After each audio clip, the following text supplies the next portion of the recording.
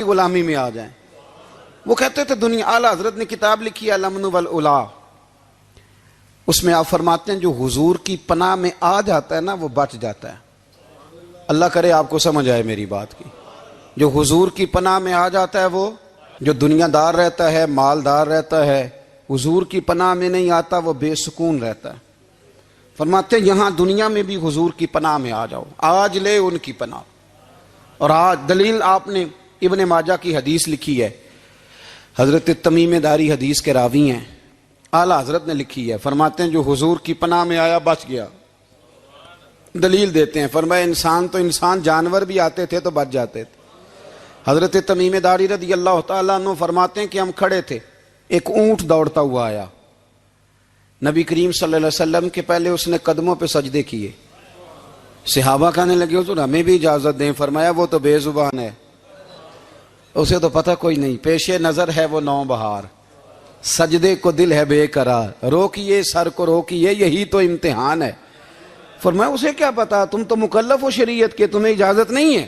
اور اعلیٰ حضرت نے دو ٹوک لکھا ہے، فرمایا سوائے خدا کے کسی کو تعظیمی سجدہ بھی حرام ہے۔ یہ نوٹ کر لیں میری بات۔ اور اعلیٰ حضرت نے فتاوی رضویہ میں لکھا ہے کسی قبر پہ جاؤ تو 4 ہاتھ دور کھڑے رہو۔ اللہ کرے آپ کو سمجھ آئے، کتنے ہاتھ؟ 4 ہاتھ دور کھڑے رہو، سورۃ فاتحہ پڑھو، درود شریف پڑھو، جس قبر پہ گئے ہو ان کی روح کو اصال ثواب کرو، ان کے وسیلے سے دعا مانگو۔ اعلیٰ حضرت فرماتے ہیں قبر کو سجدہ بالاتفاق حرام ہے، طواف قبر کا کرنا بالاتفاق حرام ہے، بوسہ لینے میں اختلاف ہے کہ جائز ہے کہ ناجائز ہے، لیکن بوسے سے بھی چونکہ شک پڑتا ہے تو فرماتے ہیں احمد رضا کی رائے یہ ہے کہ بوسہ لینے سے بھی بچا جائے۔ وہ آ گیا تو اس سے اگلی باتیں کرتا ہے، بس خاموش رہ، باادب رہ اور پیچھے رہ۔ تو حضرت تمیم داری کہتے ہیں یہ حدیث اعلیٰ حضرت نے لکھی ہے الامن والعلا میں، فرماتے ہیں کہ اونٹ نے پہلے سجدہ کیا، قدم چومے، پھر اس نے حضور کے کان میں کوئی بات کہی، روزے دے دوالے نے غلامہ دیاں ٹولیاں، ایک پہ سن دے کروڑاں دیاں بولیاں، یعنی اونٹ نے بات کی تو حضور نے وہ بھی سن لی۔ اعلیٰ حضرت کہتے ہیں جو پناہ میں آتا ہے بچ جاتا ہے۔ کہتے ہیں رسول کریم نے نا اونٹ کی پشت پہ ہاتھ پھیرا اور اللہ کے محبوب فرمانے لگے فکر نہ کر، اب تو آ گیا ہے نا تو جیسے تو کہے گا ویسے ہی ہو جائے گا، جیسے تو کہے گا ویسے ہی۔ ابن ماجہ میں موجود ہے، پر میں چونکہ فاضل بریلوی رحمت اللہ علیہ کی کتاب سے پیش کر رہا ہوں الامن والعلا سے، تو میں اسی انداز میں پیش کر رہا ہوں جس انداز میں وہاں ہے۔ حضرت تمیم داری کہتے ہیں کہ ہماری سمجھ میں بات کوئی نہ آئی، تھوڑی دیر گزری تو کچھ لوگوں نے ہاتھوں میں رسیاں پکڑی ہیں، خنجر پکڑے ہیں، دوڑے آئے، یا رسول اللہ یہ ہمارا اونٹ ہے۔ حضرت تمیم داری کہتے ہیں میں نے دیکھا کہ جب وہ آ گئے نا خنجر لے کے تو اونٹ حضور کے پیچھے چھپ گیا۔ آج لے ان کی پناہ، آج مدد مانگ ان سے، وہ حضور کے پیچھے چھپ گیا۔ تو کہتے ہیں کہ نبی کریم صلی اللہ تعالیٰ علیہ وسلم نے فرمایا کیا مسئلہ ہے بھائی؟ یا رسول اللہ ہمارا اونٹ ہے، ذبح کرنے لگے تھے دوڑ آیا ہے۔ تو حضور فرمانے لگے وہ تو تمہاری شکایت کر رہا ہے۔ وہ کہتا ہے یا رسول اللہ میں نے برسوں ان کی نوکری کی، برسوں میں نے بڑی نوکری کی۔ صحیح کہتا ہے یا رسول اللہ؟ ٹھیک کہتا ہے حضور، اب بوڑھا ہو گیا ہوں، تھوڑا زیادہ بوجھ نہیں اٹھا سکتا تو مجھے ذبح کر کے کھانا چاہتے ہیں، میں مرنا نہیں چاہتا۔ نبی کریم فرمانے لگے اچھے لوگ یہ صلہ دیتے ہیں؟ انہوں نے عرض کی حضور آپ حکم کر دیں، ہم اس کو چھوڑ دیتے ہیں یا رسول اللہ، نہیں ذبح کریں گے، خدمت کریں گے۔ حضور فرمانے لگے نہیں، اب میرے پاس آیا ہے نا، اب میں نے واپس نہیں کرنا، آج ہو گیا ہے، آج لے ان کی پناہ، آج مدد مانگ ان سے، آج ہو گیا یا رسول اللہ پھر رکھ لیں۔ حضور نے فرمایا نہیں بھائی پیسے بتاؤ کتنے؟ یا رسول اللہ نہیں کچھ نہیں۔ نبی کریم علیہ السلام نے فرمایا نہیں بتاؤ کتنے، بتاؤ کتنے؟ انہوں نے کہا حضور ایک دفعہ ریٹ لگایا تھا تو 100 دینار لگا تھا، حضور نے فرمایا بلال دے دو 100 دینار، 100 دینار دے دیا۔ اعلیٰ حضرت فرماتے ہیں دیکھو ان کی پناہ میں آنے کی برکتیں کتنی ہیں۔ ان سے کہا تم جاؤ، وہ چلے گئے، حضور نے پشت پہ ہاتھ پھیرا، فرمایا جا تو آزاد ہے۔ حضرت تمیم داری کہتے ہیں وہ پہلے گیا پھر پلٹ کے آیا، اس نے نبی پاک کے کان میں کو بات کی، کئی باتیں کی، پر میں ایک بات کرتا ہوں، کئی باتیں کی، ایک بات کی تو حضور رو پڑے، اونٹ چلا گیا، ہم نے عرض کی حضور یہ کیا کہہ گیا ہے؟ تو محبوب فرمانے لگے یہ کہہ گیا یا رسول اللہ جس طرح آپ نے مجھے چھری سے بچایا ہے میں دعا کرتا ہوں اللہ آپ کی امت کو جہنم سے محفوظ فرمائے، اللہ جہنم سے بچائے آپ کی امت کو، اس طرح مجھے چھری سے آپ نے محفوظ کیا۔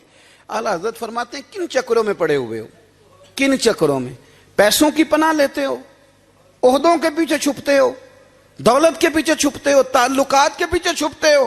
فرمایا مصیبت آئے گی تو یہ سارے ہٹ جائیں گے، اگر پناہ لینی ہے تو مدینے والے محبوب کی پناہ لو، دروازہ رسول پہ آؤ، نبی کریم کی بارگاہ میں جھکو، حضور سے پیار کرو۔ اعلیٰ حضرت فرماتے ہیں محبوب کا ادب کرو، رسول اللہ کی غلامی کرو۔ فرماتے ہیں پھر کے گلی گلی تباہ، ٹھوکریں سب کی کھائیں کیوں، دل کو جو عقل دے خدا تو تیری گلی سے جائے کیوں۔ اور فرمانے لگے جان ہے عشق مصطفیٰ روز فزوں کرے خدا، جس کو ہو درد کا مزہ وہ ناز دوا اٹھائے کیوں، جس کو ہو درد کا مزہ وہ ناز دوا اٹھائے کیوں۔ انہوں نے محبوب کریم کی محبت کا پیغام دیا، صحابہ کی محبت کا، بولیے، صحابہ کی محبت کا پوری کتاب لکھی حضرت صدیق اکبر جناب عمر کے فضائل پر۔ اور مزے کی بات یہ ہے کہ اعلیٰ حضرت نے نا اردو شاعروں میں سے کسی کو توفیق نہیں ہوئی حضور کو شہنشاہ کہنے کی، اعلیٰ حضرت نے کہا میرے نبی شہنشاہ ہیں۔ دلیل کیا دی؟ فرمانے لگے پڑھو ترمذی، حضور نے فرمایا میرے دو وزیر زمینوں میں ہیں دو آسمانوں میں، زمین کے دو وزیروں کے نام ابو بکر اور عمر ہیں، آسمان کے دو وزیر ہیں جبریل اور میکائیل۔ تو اعلیٰ حضرت کہنے لگے حضور وزیر تو کسی شہنشاہ کے ہی ہوتے ہیں، پھر کہہ لو نا شہنشاہ۔ تو پھر فرمانے لگے حاجیو آؤ شہنشاہ کا روضہ دیکھو، حاجیو آؤ شہنشاہ کا روضہ دیکھو، کعبہ تو دیکھ چکے اب کعبے کا بھی کعبہ دیکھو، کعبہ تو دیکھ چکے اب کعبے کا بھی، غور سے سن تو رضا کعبے سے بھی آتی ہے صدا، میری آنکھوں سے میرے پیارے کا روضہ دیکھو۔ اعلیٰ حضرت نے ساری زندگی اور صحابہ کرام کی بات کی، اہل بیت کی بات کی، اولیاء کی بات کی، صوفیاء کی بات کی، دفاع کیا سب کا، سب کے شانوں میں لکھا، امت کو بتلایا کہ اپنے بزرگوں سے جڑے رہو گے تو بچے رہو گے۔ اعلیٰ حضرت نے طنز کرنے سے، تنقید کرنے سے، بلا وجہ غلطیاں نکالنے سے اور ایک دوسرے پر لان تان کرنے سے ہمیں بچنے کو کہا۔ اعلیٰ حضرت فرماتے ہیں کوئی علم اگر آ جائے نا تو اس کا معنی یہ نہیں کہ سب کو جاہل سمجھ لینا چاہیے۔ سمجھ آ رہی ہے میری بات کی؟ ہم جس شعبے میں بھی ہوتے ہیں نا سامنے والے کو ان پڑھ ہی سمجھتے ہیں۔ مولویوں کے بارے میں بعض لوگوں کا خیال ہے کہ یہ پتہ نہیں کون سی مخلوق ہے، ان کو کیا پتہ دنیا داری کا۔ میں صحیح کہہ رہا ہوں۔ اسی طرح جو میرے شعبے سے تعلق رکھنے والے لوگ ہیں وہ کہتے ہیں شاید سارے تاجر دو نمبر طریقے سے ہی مال کماتے ہیں۔ یہ ہو نہیں سکتا، ایسا ہو نہیں سکتا۔ ہمیں نا دوسروں کی اہمیت کی خبر رکھنی چاہیے، ہم ایک دوسرے سے پیار، ہم طنز کرتے ہیں، تنقید کرتے ہیں۔ فاضل بریلوی منع کرتے تھے، آپ فرماتے ہیں یہ طریقہ درست، ہم جب غلطیاں نکالنے پہ جاتے ہیں تو معاذ اللہ اتنا اوپر بن جاتے ہیں کہ معاذ اللہ ثم معاذ اللہ اللہ رسول تک پہنچ جاتے ہیں۔ اعلیٰ حضرت کے زمانے میں ایک شخص نے کہہ دیا نبی پاک کا خیال آئے تو نماز ٹوٹ جاتی ہے۔ عقل ہے نا جی، جہاں مرضی لے جاؤ۔ وہ کہنے لگا جی میں نے خالص اللہ کے لیے پڑھنی ہے نا فلسفہ عجیب، نبی پاک کا خیال آئے تو نماز۔ اعلیٰ حضرت فرمانے لگے تو بڑا ہی پاگل ہے، جب تو کہے گا السلام علیکہ ایھا النبی خیال آئے گا کہ نہیں؟ فرمانے لگے تو بڑا ہی نادان ہے، جب تو کہے گا اللہم صلی علی محمد وعلی خیال آیا کہ نہیں آیا؟ فرمانے لگے تو نبی پاک کی بات کرتا ہے، نماز میں تو ابا اماں کا بھی خیال آتا ہے، ربنا اغفر لی والدیّ۔ فرمانے لگے ربے کے خیال سے نہیں ٹوٹتی تو مدینے والے کے خیال سے کیسے ٹوٹ گئی؟ فرمانے لگے بڑا ہی بیوقوف ہے تو۔ اعلیٰ حضرت فرمانے لگے تو کہتے ہے حضور کا خیال آئے تو ٹوٹ جاتی ہے؟ فرمانے لگے جب تک حضور کا خیال آئے نہ نماز ہوتی نہیں، جب تک حضور کا خیال نہ آئے نماز ہوتی نہیں، سوال ہی نہیں پیدا ہوتا۔ لوگوں نے کہا جناب وہ کس طرح؟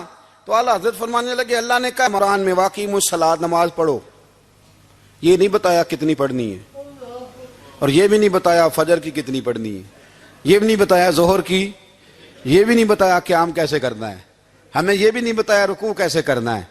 ہمیں پتہ کیسے پتہ چلا؟ جب صحابہ نے کہا نا رب کہتا ہے نماز پڑھیں تو کیسے پڑھیں، تو حضور فرمانے لگے سلو کما رأیتمونی اصلی، نماز اس طرح پڑھو کرو جس طرح مجھے پڑھتے ہوئے دیکھتے ہو۔ تو کہا یہ تو کیسی عجیب بات کر رہا ہے کہ نبی کریم صلی اللہ علیہ وسلم کا خیال آئے۔ اور پھر بڑی مزیدار بات، ایک شخص نے اعلیٰ حضرت سے آ کے نا، اس زمانے میں نا ایک آریہ مذہب ہوتا تھا، اب اللہ کا شکر ہے وہ کوئی نہیں، اب ویسے جو بڑے نئے نئے مذہب نکل آئے ہیں، جو آدمی جتنا پڑھ جاتا ہے معاذ اللہ وہ ایک نئی بات ہی شروع کر دیتا ہے، اور جو انوکھی بات کرے اس کے پیچھے رش بھی زیادہ ہو جاتا ہے، سٹائل ذرا ہٹ کے ہو نا جی تو ذرا ماحول جلدی بن جاتا ہے۔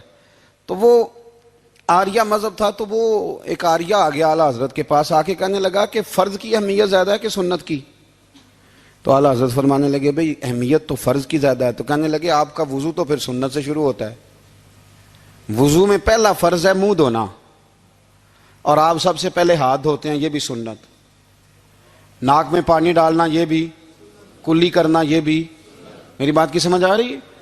اس نے کہا یہ آپ عجیب لوگ ہیں، فرض اگر بڑا ہے تو پہلے فرض ہونا چاہیے تھا۔ سمجھ آ رہی ہے میری بات کی؟ لوگ دین پر بڑے بڑے مختلف اعتراضات کرتے ہیں نا، اس نے کہا جی پہلے ہونا چاہیے تھا فرض، تو منہ دھونا فرض ہے، آپ نے گھٹنوں تک ہاتھ دھوئے، اب یہ جو آپ نے ہاتھ دھو یہ بھی سنت، کلی کری تو وہ بھی سنت، ناک میں پانی ڈالا تو وہ بھی سنت، تو آپ تو چوتھے نمبر پہ فرض ادا کر رہے۔ تو اعلیٰ حضرت فرمانے لگے تم اصل میں محبوب کا غلام نہیں نا، ہاں تجھے کیا پتا ہو یہ بات کیا ہے، تو بیٹھ جا ہم سے سن، ہم تجھے بتاتے ہیں۔ اس نے کہا جی کیا مطلب؟ فرمانے لگے یہ محبوب جو ہے نا ہمارے، یہ ہمیں بڑی جگہوں سے بچاتے ہیں، یہ بچا بچا کے فرائض تک لے جاتے ہیں۔ کیا کیا مطلب؟ کہنے لگے حضور نے ہمیں کہا ہے کہ پہلے نا ہاتھ دھو لو، پتہ چل جائے پانی زیادہ گرم تو نہیں، منہ جالی نہ جائے، پہلے نا دیکھ لو۔ فرمایا پھر ناک میں ڈال کے پتہ کرا لو کہ اس میں سے بدبو تو نہیں آتی، سنت بھی ادا ہو گئی، پتہ بھی چل گیا بو تو نہیں آ رہی، اور فرمایا پھر منہ میں ڈال کے چکھ لو کہ بد ذائقہ تو نہیں۔ اب یہ تین سنتیں ادا کر کے تم فرض ادا کرو گے تو اللہ بھی راضی ہوگا، اللہ کے رسول بھی راضی ہوں گے، پورے حیات اور منشور زندگی بن جاتی ہے۔ لیکن اگر اللہ تبارک و تعالیٰ کسی چیز کا بار بار تذکرہ فرمائے تو معنی یہ ہے کہ اس کی ہمیں بہت ہی زیادہ ضرورت ہے۔ ان چیزوں میں سے ایک چیز صبر ہے۔ قرآن پاک نے 100 سے زیادہ مرتبہ صبر کا تذکرہ فرمایا۔ اتنی بڑی بات کو سمجھیے گا کہ 100 سے زیادہ مرتبہ قرآن پاک نے تذکرہ کیا ہے صبر کا، اور مختلف انداز میں۔ کہیں فرمایا کہ وَبَشِّرِ الصَّابِرِينَ، اے محبوب صبر کرنے والوں کو خوشخبری سنا دیجیے۔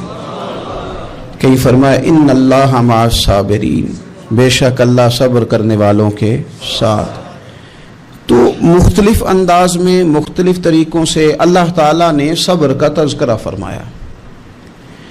سوسائٹی کے اندر، معاشرے کے اندر اور مسلمانوں کے اخلاقی رویوں کے اندر اگر صبر کو داخل کر لیا جائے تو ہم محسوس کریں گے کہ ہماری زندگی نہ صرف یہ کہ آسان ہو گئی ہے بلکہ محبتوں والی ہو گئی ہے، چاہتوں والی ہو گئی ہے، ہمارے رشتے ایک دوسرے سے ٹوٹ نہیں رہے بلکہ بننا شروع ہو گئے۔ تھوڑا سا صبر بہت ساری چیزوں کو ٹوٹنے سے بچا لیتا ہے۔ قرآن مجید کی جو آیہ کریمہ میں نے تلاوت کی، یہ سورہ آل عمران کی آخری آیت ہے۔ اللہ تعالیٰ نے فرمایا یا ایھا الذین آمنوا اصبروا وصابروا، اے ایمان والو صبر کرو صابر بنو، اے ایمان والو صبر کرو اور صابر بنو۔ کیا مطلب؟ پہلے صبر کا مطلب یہ ہے کہ اگر تمہیں کوئی ذاتی تکلیف پہنچے تو اس پر صبر کرو۔ وصابروا، اس کا معنی یہ ہے کہ اگر دشمن کے مقابلے میں کسی اور کی طرف سے کوئی تکلیف آئے تو اس پر بھی صبر کرو۔ پھر فرمایا ورابطوا، اور ہمیشہ کمر بستہ رہو، اسلامی سرحدوں کے پہرے دار رہو۔ واتقوا اللہ، اللہ سے ڈرتے رہو۔ لعلکم تفلحون، اس امید پر کہ اللہ تمہیں کامیابی عطا فرما دے، تم فلاح پا جاؤ۔ یا ایھا الذین آمنوا اصبروا وصابروا، اے ایمان والو صبر کرو اور صابر بنو، صبر کرو صابر رہو، یعنی جو ذاتی تکلیف آئے اس پر بھی صبر کرو، اور مصابرہ کا معنی سامنے سے آنے والی تکلیف۔ اگر بیماری آ گئی، کوئی پریشانی آ گئی، کہیں کوئی اپنا دنیا سے چلا گیا، تو یہ ذاتی تکلیف ہے، اس پر بھی صبر کرنا۔ اور اگر اپنوں نے، بیگانوں نے کوئی تکلیف پہنچا دی، کوئی اذیت دے دی، وہ اذیت کئی صورتوں میں ہو سکتی ہے۔ تانا بھی ایک اذیت ہے، طنز بھی ایک اذیت ہے، کسی شخص کے بارے میں غلط کلمہ کہنا بھی ایک اذیت ہے، اور مقابلے میں کھڑے ہو جانا، لڑائی کرنا، یہ بھی ایک اذیت ہے۔ اس پر بھی صبر کرو، ورابطو، اور اس طرح کرو کہ کمر بستہ رہو، جد و جہد کرتے رہو، واتقوا اللہ، اللہ سے ڈرو، لعلکم تفلحون، تاکہ تم کامیاب ہو جاؤ۔ صبر جب آپ کرتے ہیں نا، اور صبر کا ارادہ کرتے ہیں، تو اللہ تعالیٰ صبر کی توفیق بھی عطا فرماتا ہے۔ ہم نے یہ دیکھا ہے کہ ہمارے پاس نعمتوں کی کمی نہیں، ہمارے فریزر خوراک سے بھرے ہوئے ہیں، ہمارے دسترخوانوں پہ انواع و اقسام کی چیزیں چنی ہوئی ہیں، ہماری الماریوں میں کئی ہمارے لباس تیار شدہ لٹکے ہوئے ہیں، ہماری جیبوں میں ہماری ضرورت کا سرمایہ اللہ نے ہمیں دے دیا ہے۔ لیکن اس کے باوجود جو لوگ ایک دوسرے سے پیار نہیں کر پا رہے، جو ایک دوسرے کے قریب نہیں جا پا رہے، تو اس کی وجہ یہ ہے کہ صبر نہیں رہا، حوصلہ نہیں رہا، کسی چیز کو برداشت کرنا ہمارے مزاج کا حصہ ہی نہیں رہا۔ اور پھر چونکہ امت مسلمہ نے انقلاب برپا کرنا تھا، دنیا کو پیغام حق دینا تھا، اگر ان کے اندر حوصلہ ہی نہیں ہوگا، اگر انہیں صبر ہی نہیں کرنا آئے گا، استقامت ہی نہیں ہوگی، کہیں رکنا ہی نہیں آئے گا، تو یہ میدانوں کو سر کیسے کریں گے، کامیابیاں کیسے ان کا مقدر بنیں گی۔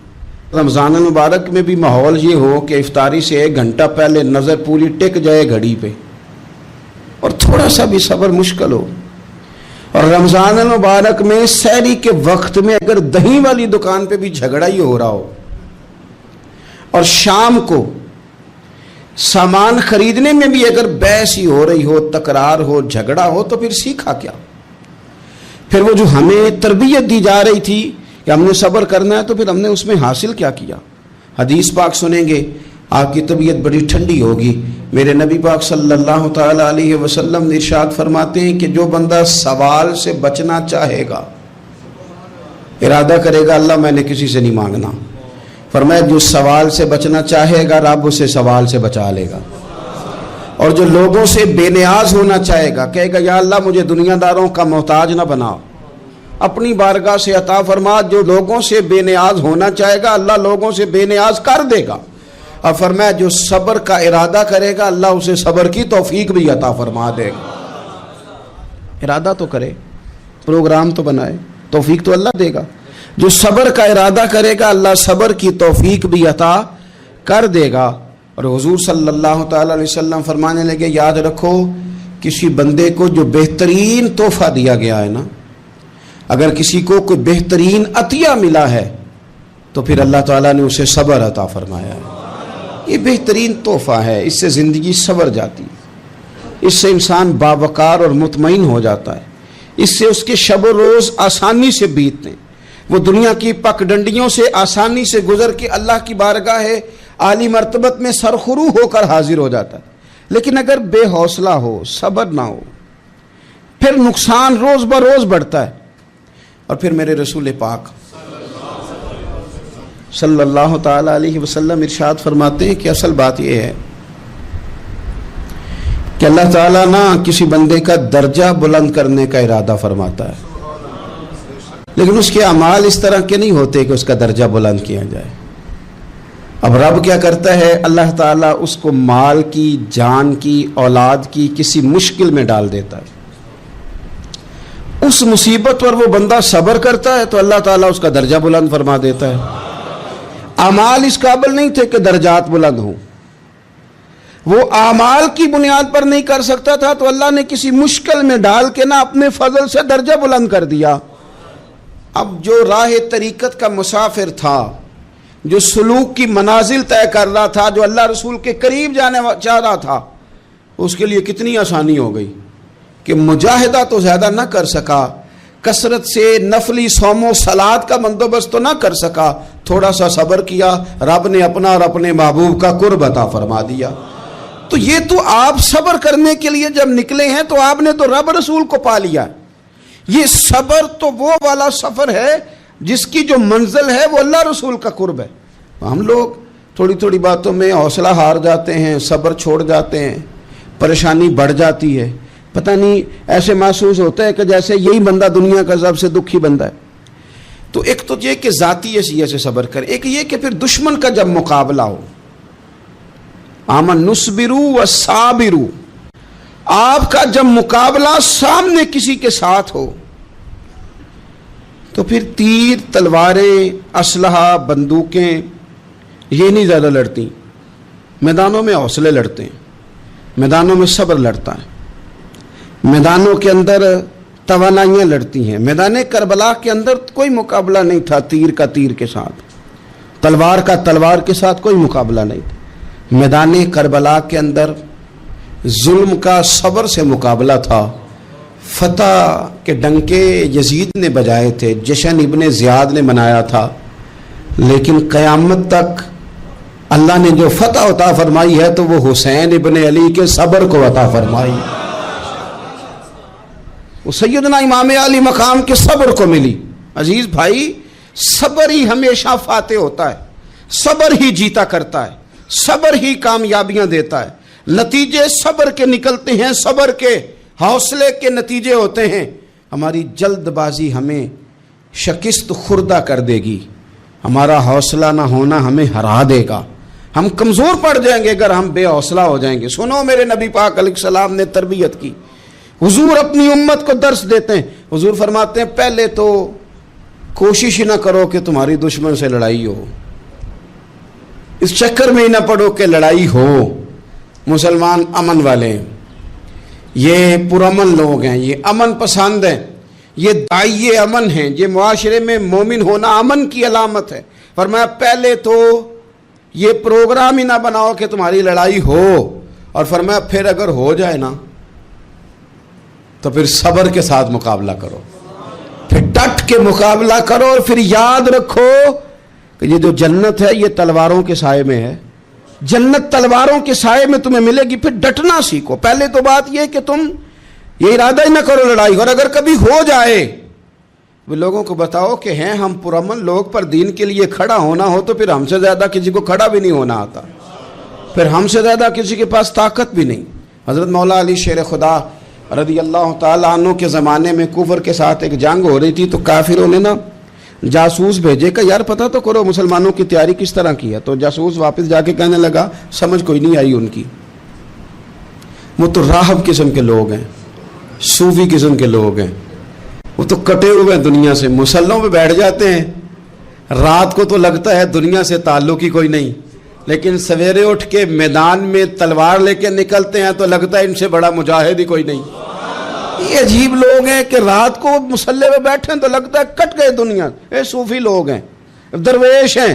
یہی مسلمان کی شان ہے. ہو ہلکا یاراں تو برے شم کی طرح نرم, رزم حق و باطل ہو تو فولاد ہے مومن. ادھر آ ستمگر ہنر آزمائے, تو تیر آزما ہم جگر آزمائے. ہم تجھے اپنا حوصلہ بتاتے ہیں کتنا, دیکھ ہمارے حوصلے سے ٹکرا کے دیکھ یہ کتنا طاقتور اور مضبوط ہے. تو عزیز بھائی, اگر زندگی میں آپ کو صبر کرنا آ گیا, میں بڑے دنوں سے یہ عنوانات بیان کر رہا ہوں, اور آج تو خصوصی طور پر رمضان شریف کے اس جمعے میں اپیل کرنا چاہتا ہوں آپ سے کہ کمزور باتیں کرنی چھوڑ دیں, مایوسی کے جملے اپنی زندگی سے نکال دیں. ہم مسلمان ہیں. آپ بیمار ہو گئے ہیں تو یہ بھی خدا کا فضل ہے, گناہ معاف ہوں گے. اگر اللہ تعالیٰ نے فقیر بنا دیا, غریبی آ گئی ہے تو یہ بھی فضل ہے, امیروں سے پہلے جنت میں جائیں گے.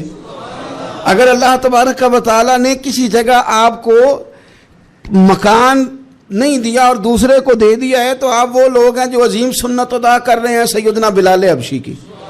اگر کسی جگہ کوئی کمزوری آ گئی ہے, کوئی پیچھے رہ گئے ہیں, تو یہ خدا کا فضل ہے. اللہ تعالیٰ نے چاہا ہمارے لیے جو فیصلہ, تو ہم اس پہ راضی ہیں. لیکن اپنی زندگی میں اور شکوے اتنے بڑھا لیے, ہم نے اتنے بڑھا لیے کہ لوگوں سے شکوے کرتے کرتے رب رسول سے بھی شروع کر دیے.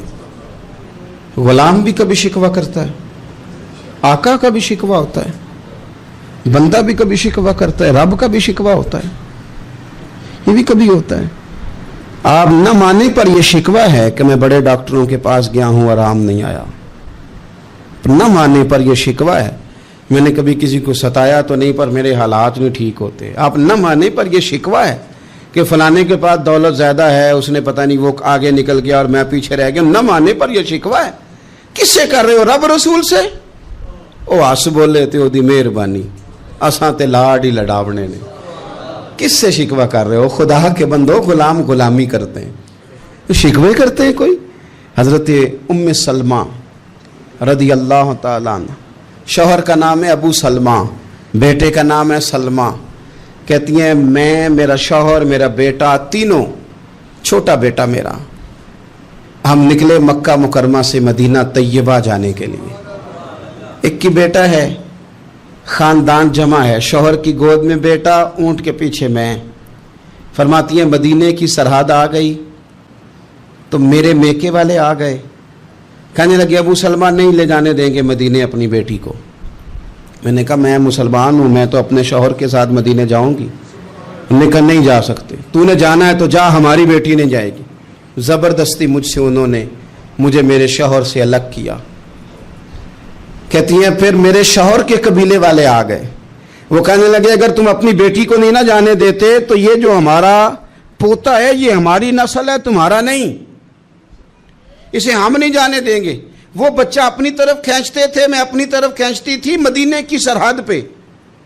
ये झगड़ा जमीन के लिए नहीं हो रहा, मकान के लिए नहीं हो रहा, हुजूर के मदीने जाने के लिए हो रहा, हुजूर के मदीने जाने के लिए हो रहा, मदीने जाने के लिए हो रहा। लंघ कई महीने ते बरस गए तो तेरी दीद नूं दीदे ही तरस गए। उन्होंने बच्चा खींचा, मैंने अपनी तरफ खींचा, मेरे बच्चे का बाजू उतर गया। फरमाती हैं मेरे शौहर मदीने चले गए, बेटा मेरा मेरे ससुराल वाले ले गए, मुझे मेके वाले ले गए। आज भी कुछ सियाने बंदे कहते हैं इसको निकाल दो और बच्चे छीन लो। उनका भी ख्याल था कि बेटा ले जाएंगे ना तो अबू सलमा भी मदीने से वापस आ जाएगा, ये भी वापस आ जाएगी। और यार इतना बड़ा भी जालिम कोई नहीं होगा जो माँ बाप से बच्चे जुदा करे। फरमाती हैं कि वो ले गए छीन के, मैं मेके चली गई। लोग रोटी खाते थे, मेरे हलक से नहीं गुजरती थी। ज़माना सोया करता था, मैं सो नहीं पाती थी। बेटा कहाँ, शौहर कहाँ, मैं कहाँ। उम्मे सलमा कितनी देर तकलीफ काटी। जनाब उम्मे सलमा कहने लगी लोगों एक दो दिन नहीं पूरा साल बीत गया, पूरा साल, पर जे सोना ही मेरे दुख विच राजी, जे सोना ही, मारो मारो मैनू मार मुकाओ, मैं कोई उज़र ना पेश ले आवा, और जे सोना ही मेरे दुख विच राजी, फिर सुख नू चुल्ले डावा। फरमाया साल बीत गया, लोग सुबह उठ के काम काज पे लग जाते, कपड़े बदलते, ड्यूटियां करते, और मैं सवेरे उठ के उस जगह आ जाती जहां मेरा शौहर और मेरा बेटा बिछड़ा था। मैं सारा दिन रोती, आहुजारी करती, हुजूर के मदीने की तरफ मुंह करके मैं तड़पती। साल बीत गया, साल, एक हफ्ता नहीं निकलता बच्चों के बगैर। बड़े बड़े सियाने लोग परदेश जाते हैं तो बच्चों की फोटो देख देख के रोते हैं, लेकिन कहती है माँ थी, बेटा बिछड़ा और फिर बेटा बीमार हो और माँ से जुदा हो, कितनी तकलीफ का मंजर है। आप फरमाती हैं कि एक साल बीत गया और मैंने किसी की मिन्नत नहीं की, मैंने कोई शिकवा नहीं किया, इसलिए कि जिस हाल में रब रसूल रखें। ये हौसला, ये सब्र, ये तवानाई। एक साल के बाद मेरे चचा का बेटा मेरे पास से गुजरा, तड़पते देख कर कहने लगा मेरी बहन तू सारा दिन रोती रहती है। तो मैंने कहा भाई तुम्हें क्या बताऊं, इसका शौहर चला जाए, बेटा जुदा हो जाए, वो क्या करेगी। फरमाते उसने जाके मेरे बाप से, अपने वाली से, मेरे खानदान वालों से कहा इसकी सजा कब खत्म होगी।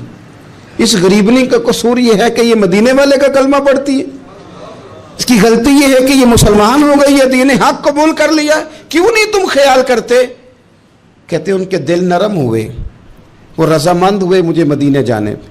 फिर उसने कोशिश की मेरे ससुराल पैगाम भेजे, कब बस करो, और बच्चा तो चिड़िया का जुदा हो जाए तो वह तड़पा करती है, और तुमने एक जीती जागती माँ का बेटा जुदा किया है। वो भी नरम हुए, रब ने असबाब बनाए, میرا بیٹا مجھے ملا، کہنے لگے تو رہ جا. میں نے کہا نہیں، تم مسلمان نہیں ہو، تمہیں پتہ نہیں نا، میں یہاں نہیں رہ سکتی، مجھے مدینہ ہی جانا ہے.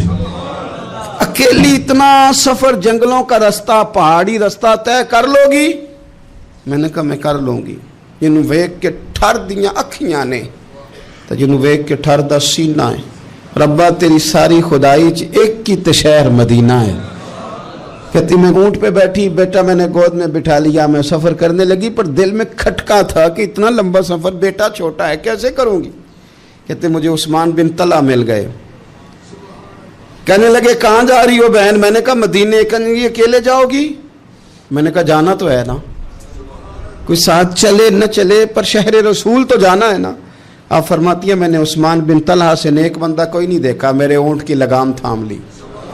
جب مجھے اونٹ پہ بٹھاتے تھے نا، اونٹ بٹھا کے چلے جاتے تھے، میں بیٹھ جاتی تھی تو آ کے لگام تھامتے تھے. جب کہیں مجھے اتارتے تھے تو اونٹ بٹھا کے چلے جاتے تھے، میں اتر جاتی تھی تو اونٹ کو باندھتے تھے. سونا ہوتا تھا تو اونٹ بٹھا دیتے، میں اتر جاتی، وہ دور جا کے لیٹ جاتے. فرماتی تھی پھر میرے لیے میرے رب نے اسباب پیدا کیے اور میں مدینہ پہنچی. میں شوہر سے ملی اور لوگوں میرے نصیب دیکھو، میں رہنے کہاں لگی؟ حضور کے مدینے میں، شہر رسول میں، شہر رہ پائے نظر ہوش میں آ. یہ کوہ نبی ہے، میں حضور کے حرم کی زمین اور قدم رکھ کے چلنا. ارے سر کا موقع ہے او جانے والے، مدینے کے خطے خدا تجھ کو رکھے، غریبوں فقیروں کے ٹھہرانے والے. کہتی ہے میں وہاں بسنے لگی. آپ فرماتی ہیں مسلمانوں شاید مجھ سے زیادہ تکلیف کسی نے نہ سہی ہو، پر دیکھو 1 سال پورا میں تکلیف میں رہی، اور جب میرا صبر سال کو پہنچا، صبر کی عمر 1 سال ہوئی، تو پھر رب نے بندوبست کیا. پھر میرے گھر والے بھی نرم ہو گئے، سسرال والے بھی نرم ہو گئے. رب نے میرے آنے جانے کے لیے ایک بندے کا بندوبست بھی فرما دیا. پھر میرا شوہر تک بھی میں پہنچ گئی، مجھے مدینہ الرسول بھی نصیب ہوا. 1 سال میں نے صبر کیا تھا، رب نے مجھے مستقل مدینے کا ٹھکانہ عطا فرما دیا. لیکن جو بندہ صبر ہی نہ کر پائے، جو صبر ہی نہ، جو کہ جی بڑی دور سے آیا ہوں، بڑی دیر ہو گئی، بڑا ٹائم ہو گیا، کب جا کے مسئلہ حل ہوگا؟ وہ جو آپ نے بتایا تھا وہ تعویذ کب اثر کرے گا؟ وہ دعا کب قبول ہوگی؟ وہ فلانا معاملہ کب؟ بھئی یہ ڈیٹ تو آپ کو رب رسول ہی دے سکتے ہیں. بندہ تو کوئی اطلاع ہی دے گا، پیغام ہی دے گا، دعا ہی کرے گا. اگر زندگی میں حوصلہ ہی نہیں ہوگا، اگر آپ کو یہ قرار ہی نہیں آئے گا، ٹھہرنا ہی نہیں آئے گا کسی میدان میں. دیکھیں کچھ ایسی اذیتیں ہوتی ہیں جو اذیت ناک ہوتی ہیں، لیکن اگر غلامی میں آ جائے نا آپ تو وہ اذیت ناک نہیں ہوتی، اس چبن میں مزہ آنے لگتا ہے. کئی درد بھی مزیدار ہوتے ہیں، کئی درد بھی، کبھی زخم ٹھیک ہونے پہ آ جائے نا تو اسے چھیڑو تو مزہ آتا ہے، اس لیے کہ کچھ درد بھی مزیدار ہوتے ہیں. آتش سے کسی نے کہا تو روتا بڑا ہے، اس نے کہا محبوب کی یاد میں تڑپتا ہوں، ابھی تو ایک دل ہے، میرے تو خواہش تھی کبھی 2 ہوتے نا تو صحیح کر کے تڑپتا. رب نے دل ایک بنایا، کہتا وہ مزہ دیا ہے تڑپ نے کہ میری آرزو ہے یا رب میرے دونوں پہلوؤں میں دل بے قرار ہوتا. درد میں بھی مزہ ہے، پر شرط یہ ہے کہ لوگ درد میں بھی جینا سیکھیں. ہم نہ آرام میں جینا چاہتے ہیں، پنکھے کے نیچے جینا چاہتے ہیں. کاش کہ ہمیں صحرا میں بھی نیند کا مزہ لینے کا طریقہ آئے، پھر زندگی کے سارے راستے آسان ہیں، پھر اقرار بھی مشکل نہیں. لیکن چونکہ حوصلہ نہیں، صبر نہیں، وہ والا قرار نہیں جو ایک مسلمان سے رب رسول کا مطالبہ ہے. حدیبیہ کے موقع پہ نا نبی پاک صلی اللہ علیہ وسلم نے جو شرطیں کافروں کے ساتھ طے کی تھی نا، حضور نے نور بصیرت سے کی تھی نا، تو انہی شرطوں نے پھر فتح کے باب کھول دیے. ان فتحنا لک فتحا مبینا. ایک شرط یہ تھی کہ اگر کوئی مسلمان مدینے سے مکے آئے گا تو مکے والے واپس نہیں کریں گے، رکھ لیں گے. پھر غور کریں، کوئی مسلمان اگر مدینے سے مکے آئے گا تو مکے والے واپس نہیں کریں گے. اور اگر کوئی بندہ مسلمان اپنے آقا کی مرضی کے بغیر مسلمان ہو جائے اور وہاں سے وہ مدینے آئے گا تو حضور پناہ نہیں دیں گے. تو میرے بھائی محبوب کی طرف سے آنے والا نہ صرف سوکھ ہی نہیں قبول کرنا چاہیے، دکھ بھی قبول کرنا چاہیے، دکھ بھی قبول کرنا چاہیے. ہمارا یہ مسئلہ ہے کہ ہم نہ میٹھی میٹھی کے قائل ہیں، कड़वी कड़वी के कायल नहीं। अगर वो कभी दुख देना तो महबूब का दुख भी सुख समझ के कबूल करो। हाँ हाँ, उसकी तरफ से कांटा है कभी तो उसे फूल समझ के कबूल करो। वो चुभेगा नहीं, इंशाल्लाह मजा ही देगा। वो कबूल तो करो ना। तो अब हजरत अबू बसीर रदी अल्लाह ताला अन्हु एक सहाबी थे, एक तो हजरत अबू जंदल रदी अल्लाह ताला अन्हु थे ना, तो वो तो हुदैबिया में आ गए। हुजूर मुझे ले जाएं, तो नबी पाक ने फरमाया मैंने वादा कर लिया है। उनको भी हुजूर ने वापस भेज दिया। और ये बेचारे ना अपने आका की जेल तोड़ के मक्के से भाग के मदीने आए।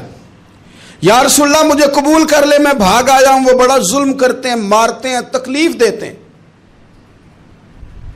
वो आए तो उधर से ना उसके मालिक ने एक दो बंदे भी भेज दिए रुका दे के कि या रसूलल्लाह आपका तो वादा था कि आप बंदा रखेंगे नहीं। ये आए और रुका भी आ गया। अब जरा मंजर को समझे। हमारा तो ये मसला है कि कहते हैं कि मेरी 99 बातें मानी हैं, एक नहीं मानी, लिहाजा मेरा ताल्लुक ही कोई नहीं। लेकिन यहां क्या कैफियत है? बंदा रो रहा है, तड़प रहा है, हुजूर मैं मार से बचता हुआ आया हूं, जेल तोड़ के आया हूं, मुझे कबूल कर लें।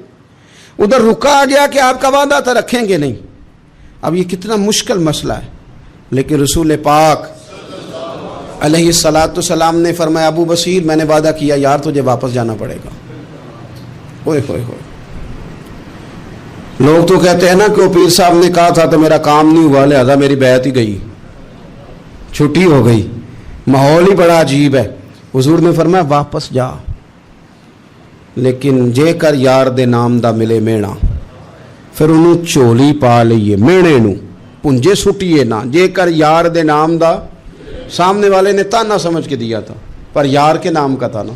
उसने कहा ला सही, सोने के नाम का है ना, ताना हुआ तो क्या हुआ। जेकर यार दे नाम दा मिले मेणा, उन्होंने झोली पा लईए, पुंजे सुटिए ना। ते जेकर यार दे नाम दी मिले सूली, फिर झूठा झूठ लइए ते पिछा हटिए ना। झूठा झूठ लइए। अब लिखने वाले का भी अपना अंदाज है ना, कहते हैं ये भी मेरे लिए झूला ही है, ये भी आराम की जगह ही है। झूठा झूठ लइए ते पिछा हटिए ना। हजरत अबू बसीर रदी अल्लाह ताला अन्हु से हुजूर ने फरमाया वापस जाना है।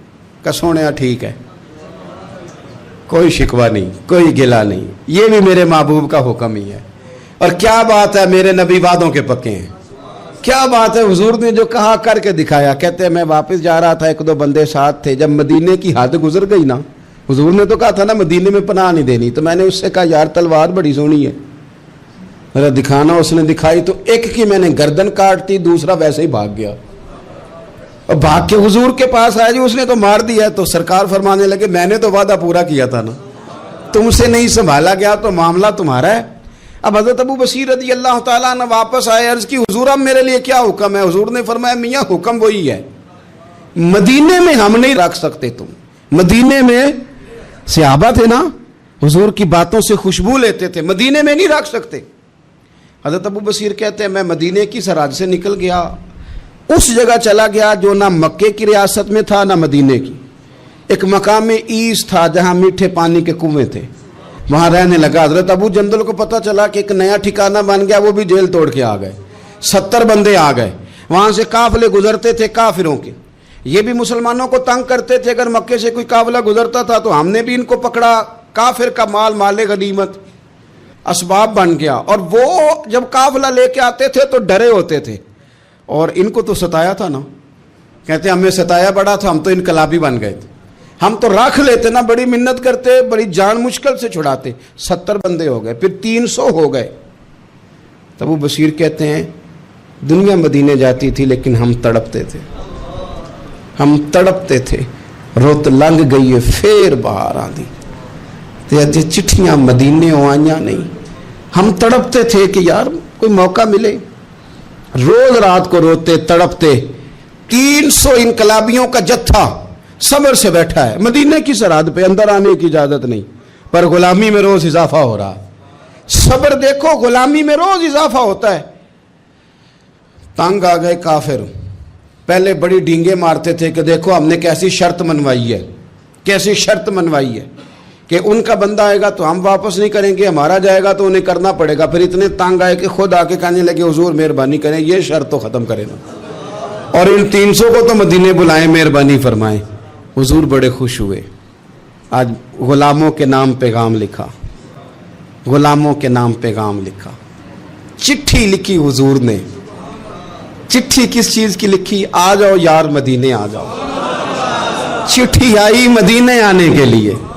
हजरत अबू बशीर के नाम चिट्ठी गई, आ जा यार मदीने, आ जा तेरे नाम पैगाम सब लाई है सरकार नबी से, और आया है बुलावा मुझे दरबार नबी से। पैगाम आया। हजरत अबू बशीर इतने बीमार थे कि नज़ा का आलम था, लेकिन उस आलम में भी इंतज़ार था। उस आखिरी वेले अखियां मेरियां रात तकनाए तेरा, तेरा ते सजना कुछ भी नहीं जाना, जे पा जावे एक फेरा, ते सिर मेरे ते आन खलोवे ते फिर पर्दा रह जाई मेरा। सौखा निकले साब ज़हूरी, ये वेख लवे मुख तेरा। हज़रत अबू बशीर को ना वो रुका गया, हुजूर की चिट्ठी गई तो यूं चिट्ठी पड़ी। हुजूर ने फरमाया आ जा ना, रास्ता खुल गया है, तू आ जा, खुल गया रास्ता। दुआ फरमाओ मदीने के रास्ते खुल जाएं। करो ना यार दुआ, मदीने के रास्ते खुल जाएं। कुछ ऐसे हैं जिन्होंने सारे दुख सुनाने ही मदीने जाके होते। कुछ लोग ऐसे हैं जिनके दिल और कलेजे फटने को आ गए। दुआ करो रास्ते खुल जाए। हुजूर ने फरमाया आ जा, तेरा राह खुल गया। हजरत अबू जंदल कहते मैं सराहने खड़ा था, हजरत अबू बशीर के खत पढ़ा, मुस्कुराए, इशारे से कहने लगे देख मेरे नबी का खाता है, हुजूर की चिट्ठी मेरे नाम आई है, पढ़ना। तो मैंने भी पढ़ी, पहले रोए, फिर कलमा पढ़ा, फिर मेरा हाथ थामा, रूह ही परवाज कर गई। हमेशा के लिए, हमेशा के लिए। वो जाहिरी जिस्म के साथ तो मदीने ना पहुंचे, पर कब्र में गए तो मदीने वाले की ज़ियारत नसीब हो गई। कब्र में हुजूर की ज़ियारत नसीब हो गई। कब्र में हजरत अबू जंदल कहता है मैंने जनाजा पढ़ा, और उसी मकाम पे जहां उन्होंने इंतज़ार किया था ना, वो मकाम में इंतज़ार उनका मज़ार बना। मज़ार के साथ मस्जिद बनी, मस्जिद का नाम मस्जिद अबू बशीर रखा गया। उन्होंने उस इंतज़ार में जान दे दी, पर सब्र किया, शिकवा नहीं किया। यारो इतनी शिकायतें, इतनी शिकायतें, इतने शिकवे। एक बात मेरा और करने को दिल कर रहा है। एक सहाबी थे हजरत आसिम बिन साबित रदी अल्लाह ताला अन्हु। जंगे उहद में ना हुजूर के हाथ पे मौत की बैत की। जंगे उहद में बैत की, सोने तेरे नाम पे मरना, डट के लड़े। सलाफा बिन साद के 2 बेटे बदर में कत्ल किए इन्होंने। उसने कसम खाई कि माज अल्लाह मैं इनका सर मंगा के तो इनकी खोपड़ी में शराब पीऊंगी। सलाफा बिन साद ने यह कसम खाई कि मेरे 2 बेटे कत्ल किए, मैं इनकी खोपड़ी में शराब पीऊंगी माज अल्लाह। एक कबीला गजील था, उन्होंने उहद के बाद हुजूर से कहा कुछ कारी हमें दे दें, हमने कुरान सीखना है। तो नबी पाक ने कुछ बंदे भेजे, तो आसिम बिन साबित को भी भेजा, लेकिन उन्होंने धोखा किया। वहां जाके इनको गिरफ्तार कर लिया। जब गिरफ्तार करके मक्के वालों के हाथ बेचने लगे तो हजरत आसिम बिन साबित ने तलवार निकाल ली। फरमाने लगे मैं काफिर का कैदी होके जीने से बेहतर है शहादत की मौत मर जाऊं। काफिरों का कैदी लड़े और फरमाने लगे मेरे कमान में तीर बाकी है, मैं लड़ूंगा, और इतना लड़ूंगा कि तुम्हें पता चलेगा मुझे लड़ना आता है। और फरमाया मैं सब्र करूंगा और सब्र करके दिखाऊंगा, मैं डटूंगा और तुम्हें डट के। अकेला बंदा मैदान में डट गया, अकेला। जब तीर खत्म हो गए तो फिर नेजा निकाल लिया। ये बात आपको इसलिए समझा रहा हूं कि कुछ लोग कहते हैं जी मैं अकेला क्या करूं, तो ये आखिर में याद रखें कि सब्र आपने करना है चाहे अकेले भी रह जाएं, हौसला करना है चाहे अकेले भी रह जाएं। अकेले लड़े, तीर खत्म हो गए तो नेजा निकाल लिया, खूब लड़े। अब उसने कसम खाई थी कि मैंने इनकी खोपड़ी पे माज़ अल्लाह खोपड़ी मंगानी है, सर मंगाना है। और ये जो ले जा रहे थे धोखे के साथ, ये भी बेचने ले जा रहे थे। तो जब थक गए ना और चारों जानिब से जिस्म में तीर पे वस्त हो गए तो दुआ मांगी। अकेला बंदा और सब्र का मकाम, दुआ मांगी, कहा अल्लाह मैंने आखिरी दम तक तेरे दीन की हिफाजत की है, अब तू मेरे जिस्म की हिफाजत करना, इनके हथे ना चढ़ जाए मेरा जिस्म। हजरत आसिम बिन साबित रदी अल्लाह तआला अन्हु शहीद हो गए। काफिर करीब गए जिस्म पकड़ने के लिए, गिरफ्तार करने के लिए, सर काटने के लिए, तो शहद की मक्खियां आ गई, पूरे जिस्म पे कब्जा कर लिया। करीब जाते तो मक्खियां लड़ती, कहने लगे पीछे हट जाओ, शाम होगी ना तोड़ जाएंगी, फिर हम सर काट लेंगे। शाम तक चारों जाने बैठे रहे। نہ کوئی ہوا آئی، نہ کوئی بادل برسا، نہ کوئی طوفان آیا. شام کو انہوں نے اٹھانا تھا، ایک ریلا آیا پانی کا اور جناب عاصم بن ثابت کی لاش مبارک کو بہا کے لے گیا. میرے رب نے اس میدان میں بھی یہ بتلایا کہ جو صبر کرے نا رب اس کے جسم. کوڑا تخت دنیا دا باہو،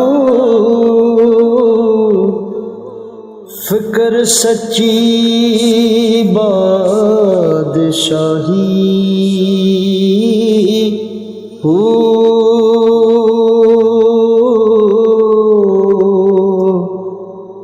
جس دل سے میں اللہ دا چمکے، عشق بھی کردہ ہلے.